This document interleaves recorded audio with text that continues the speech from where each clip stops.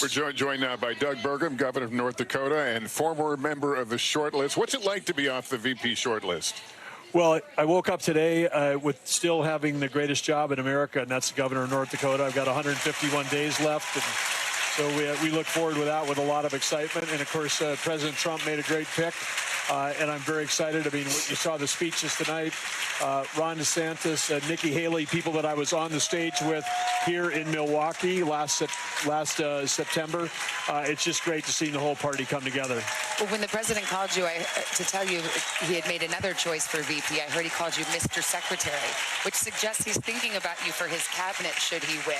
Is that something you're interested in? Well, I think what we've been saying all along is what matters is getting President Trump elected. There's going to be no cabinet positions for anybody unless he wins the election. And even though there's a lot of momentum right now, we know these races can get close. We know that in our nation, a lot of people have already made up their mind. There's very few independent voters right now. I mean, that are undecided, I should say.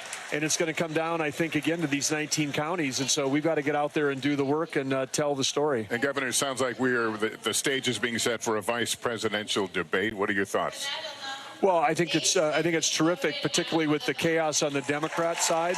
But I'm just not sure. I mean, is Harris going to be on the top of the ticket or the vice president?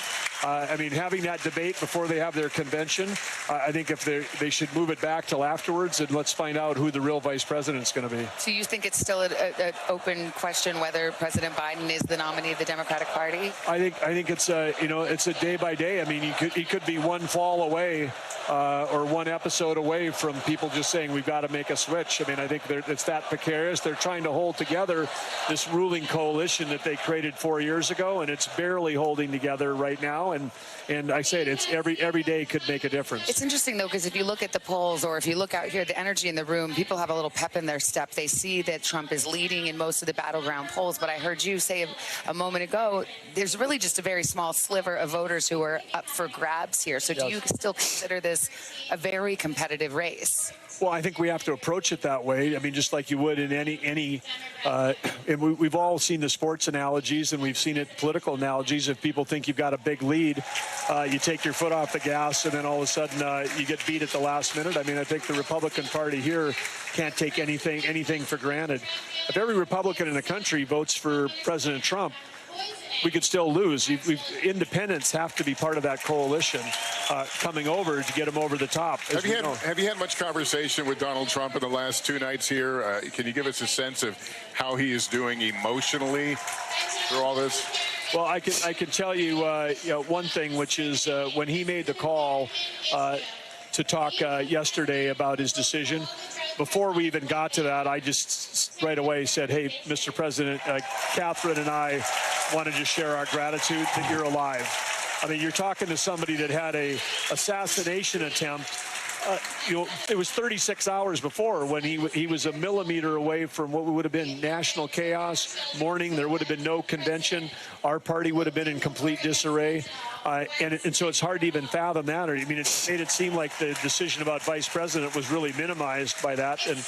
And our whole approach all along was that we were never running for vice president. We were out there just campaigning for President Trump, and organically we kept kind of moving up in these things. So we said, hey, this is a decision. He'll make the right decision at the right time. He always had a great pool of candidates. He made a great decision, and we're saying, hey, congratulations, but most importantly, we're glad you're alive. There have been a lot of calls to lower the temperature on the political rhetoric, and the president himself, former President Trump, said he actually threw away his convention speech that he was planning to give on Thursday, which he said was going to be tough, in favor of calling for unity. Do you see that change in him? I mean, he pulls no punches. That's his brand. His brand is as a fighter. Do you see this as a permanent change? Well, I think, I'm not a clinical psychologist, but there's an enormous amount of material written about people who've had near-death experiences. And one of the things that often changes for them is they become more present. They become more grateful for the moment. And I think America saw last night when President Trump, that electrifying moment when he walked into the arena last night. I mean, he's listened to Lee Greenwood play that song before hundreds and hundreds of events. And I think you could see on his face last night that there was like, hey, I'm alive, I'm here. I think with that, he's got a new, renewed and profound sense of determination. And again, I think if someone who's come through something that can only be explained by divine providence, I think it would have to change any of us that you went through that. And when he left the stage with his fist raised, that's an iconic moment for all of history. I mean, the picture that was taken will be in children's school books 100 years from now. I think we've witnessed history, and then we jumped into this convention and started talking punditry. But I think when you step back a little bit, what we've gone through is just an enormously historic few days. Governor Burgum, thank you for coming on with us tonight. Thank you. Thanks for watching. Stay updated about breaking news and top stories on the NBC News app or follow us on social media.